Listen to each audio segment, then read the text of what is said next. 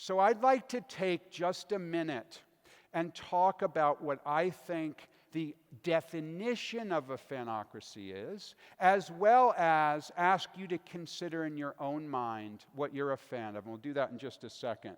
Here's my definition. It's something you're incredibly passionate about.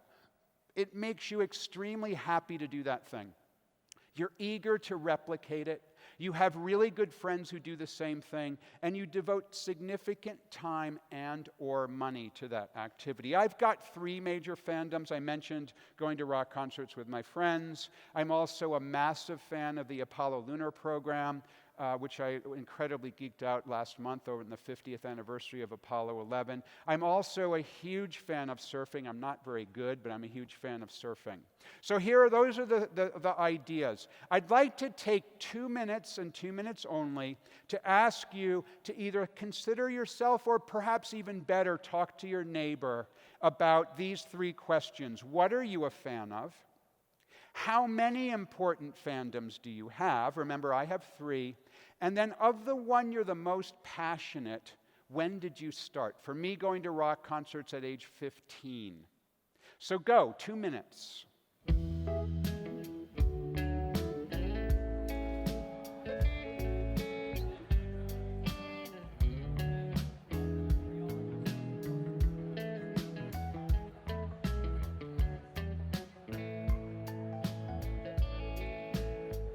I know 2 minutes goes extremely fast when you're talking about the thing that you love. I'd like to ask if there are a couple of handful of volunteers who would be willing to share in less than 1 sentence what they're a fan of. Yes, hand went up really quickly. Your name and what you're a fan of. All right, I'm Kim Estep, and I'm a huge fan of motorsports, especially Formula One. Awesome. Motorsports. Give it up for motorsports. Okay, over here. Your name and what you're a fan of. Hi, I'm Bree. I have 3. One is Harry Potter, second is craft beer, and content marketing. All at the same time? That would be cool, all at the same time. Do you get into the fan fiction stuff with Harry Potter? Sometimes. Anybody else? Okay, go right over here. Yep, name and what you're a fan of. Hey, I'm Matt Kress. I'm a fan of Spartan Obstacle Course Racing. Awesome. And I interviewed Joe, the head of Spartan, for the book about fandom. Do you have a Spartan tattoo? There are a lot of people who have Spartan tattoos. I'll do 2 more. Who's next? Right over here. Pass the mic over. Thank you.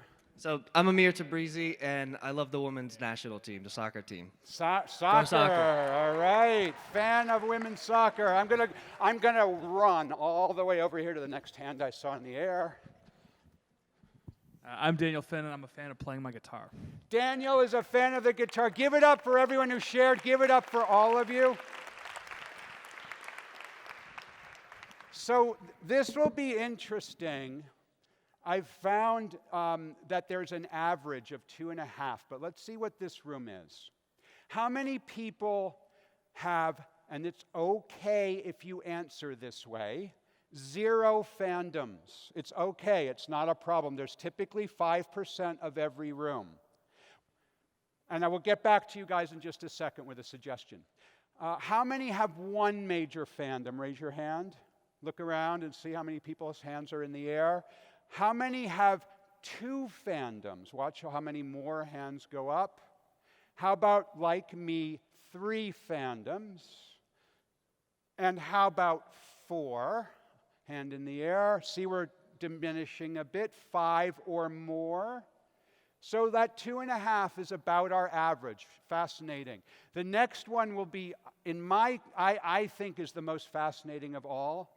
How many people of the thing that you're the most passionate about started it in elementary school? So through about age 12. Look at all the hands go up. That turns out to be about the average, age 12. How about sort of middle school, high school years, 13 through 18-ish, teenage years? Started your biggest fandom, hands in the air. How about in your 20s? Hands in the air. I'm not going to date you. I'll say 30s or higher. A few more hands. Isn't that interesting how many people, major fandoms, ended up coming from when you were about age 12. It turns out, when we studied this, it has to do with the fact that in our culture, we don't really have puberty rights anymore. And there is some with some of the religions and so on, you know, bat mitzvah, bar mitzvah, and so on. But for the most part, we create our own, and that becomes one of the things we're the most passionate about when we get older. So for those of you who did not raise your hand that you have a major fandom, the 5% or so that have zero, consider back to when you were age 12, what was the thing you loved? And then perhaps revisiting that. That's what happened to me with Apollo. I was so into the Apollo lunar program when I was 12, and I then revisited it when I got to be an adult.